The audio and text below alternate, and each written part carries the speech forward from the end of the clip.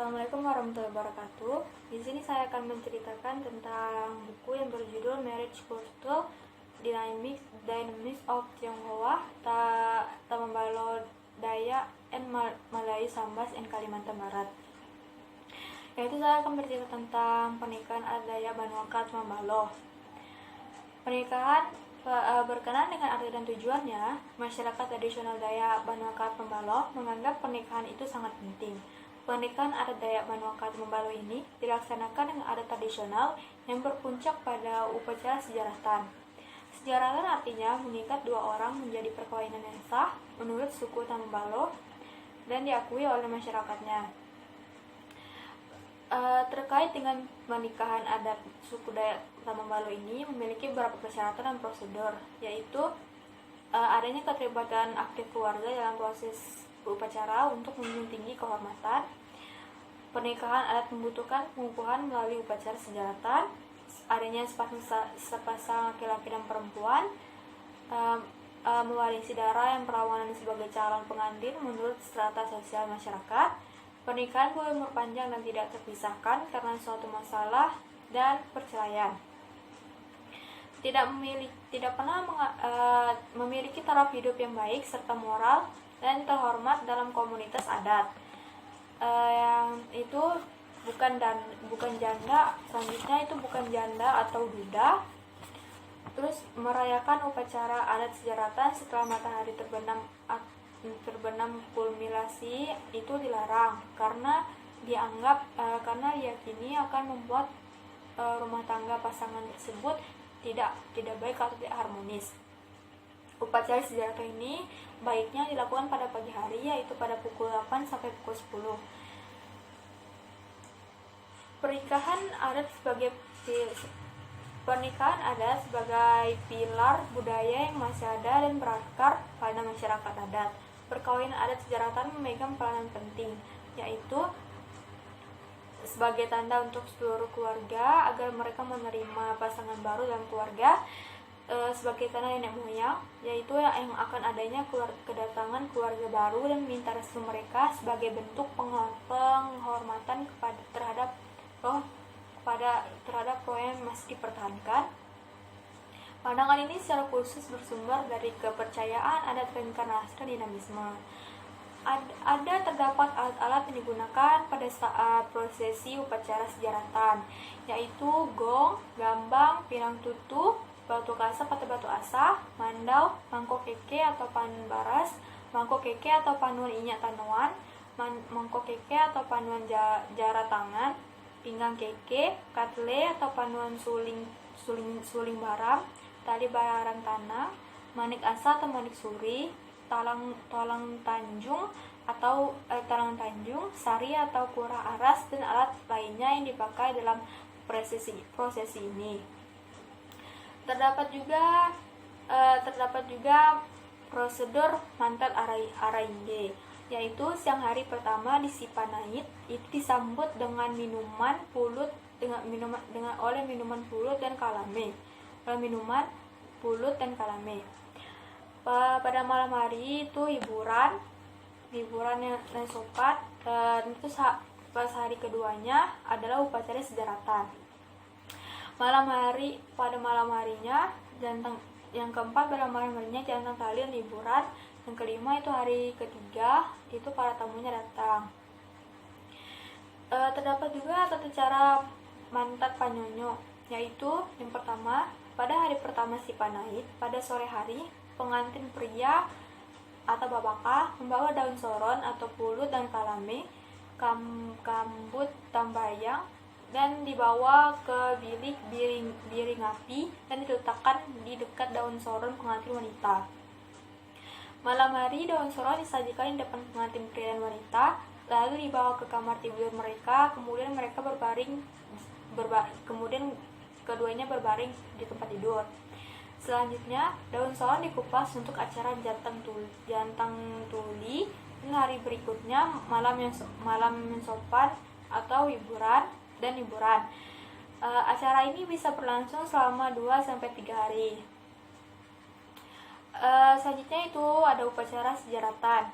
Dalam prosesi ini, dua pengantin Kedua pengantin duduk bersamaan menghadap matahari terbit sebagai simbol kehidupan mereka seperti matahari terbit. Dalam upacara sejarahan ini, mempelai pria dan wanita harus mengambil 7 langkah. Dalam setiap tapak memiliki arti dan tujuan. Yaitu yang pertama, meletakkan ujung depan kaki, ujung depan jari-jari kaki di atas batu.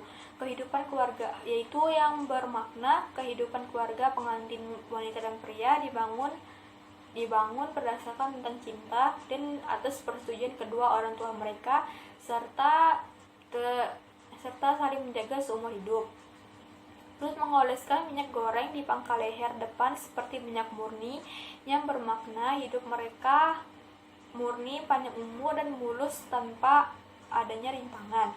Yang ketiga itu menaruh sedikit nasi di atas ubi yang bermakna rumah tangga mereka selalu tercukupi dan tidak pernah kekurangan.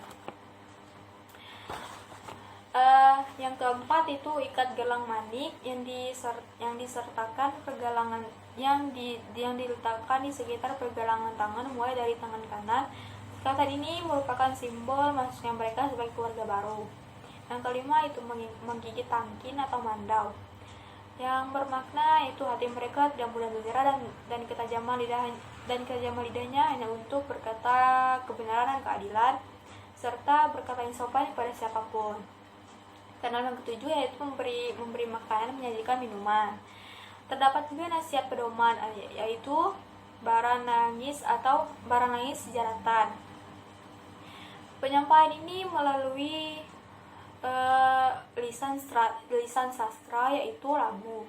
Biasanya dilakukan oleh perempuan. Ritual ini dilakukan oleh perempuan dan ritual ini memiliki empat bagian, yaitu pertama pembukaan, yang kedua menyembah atau ritual alasan untuk menghindari kutukan, yang ketiga alat daging sejarahan, yang keempat palambaan mataso yaitu perjalanan matahari yang melambangkan perjalanan hidup berumah tangga seperti perjalanan matahari.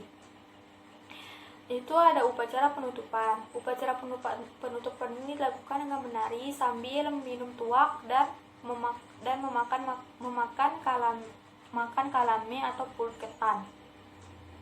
Meminum tuak ini merupakan tradisi turun-temurun dari adat Dayak. Setelah itu adanya sesi foto dan juga sesi berdoa untuk menutup upacara pernikahan. Upacara pernikahan ini yang bertujuan untuk berterima kasih kepada Tuhan karena telah sukses mengadakan acara pernikahan. Setelah itu tamu diminta setelah selesai berdoa, tamu itu diminta untuk menikmati hidangan yang disajikan oleh tuan rumah. Selanjutnya, adat pernikahan Dayak Banuaka Tamambalo. Dalam masyarakat adat Dayak Tamambalo, perkawinan adalah acara khusus dalam siklus kehidupan masyarakat karena melalui perkawinan seseorang atau anggota keluarga baru akan lahir sebagai ahli waris dan penerus. Ada tahapan upacara adatnya, yaitu ada adat maloa. Dalam ritual ini bersama dengan orang tua atau keluarga kerabat pria menyampaikan niatnya kepada keluarga wanita untuk membentuk ikatan pernikahan. Yang kedua itu ada sijatau tradisional. Setelah adanya kesepakatan, selanjutnya pengiriman hadiah pertunangan atau barang berharga adalah tanda adat Sitaju dengan memberi pakaian pada tunangannya dan kepada orang tuanya. Untuk penentuan hari atau tanggal pernikahan disaksikan oleh pemimpin adat. Ikatan antara kedua belah pihak secara resmi terikat oleh hukum adat Sitaju. Yang ketiga adat Panyonyo. Besar kecilnya adat Panyonyo antar lapisan masyarakat tidak sama dan ditentukan menurut kelas atau kasta. Dalam adat Dayak Tamambalo, pernikahan dianggap sah jika dilakukan sesuai untuk ajaran agama, khususnya untuk agama Katolik. Yang keempat, jenjangan baike atau laki dan taju atau perceraian. Hukum perceraian merupakan sesuatu yang dianggap buruk karena perceraian membawa akibat yang buruk kepada pasangan suami istri dan juga kesehatan mental pada anaknya yang ditinggalkan. Untuk seseorang yang telah mengajukan perceraian, wajib membayar adat cerai dan kewajiban lainnya, yaitu wajib menafkahi biaya pendidikan anaknya, serta membiayai pendidikan anaknya. Yang kelima itu ada poan bainge. Poan bainge ini merupakan tindakan mengambil tunangan atau suami orang lain atau istri orang lain, yaitu istri bainge dan suami poan. Tindakan ini dilakukan oleh pria dan wanita yang belum menikah. Sekian cerita dari saya. Terima kasih. Wassalamualaikum warahmatullahi wabarakatuh.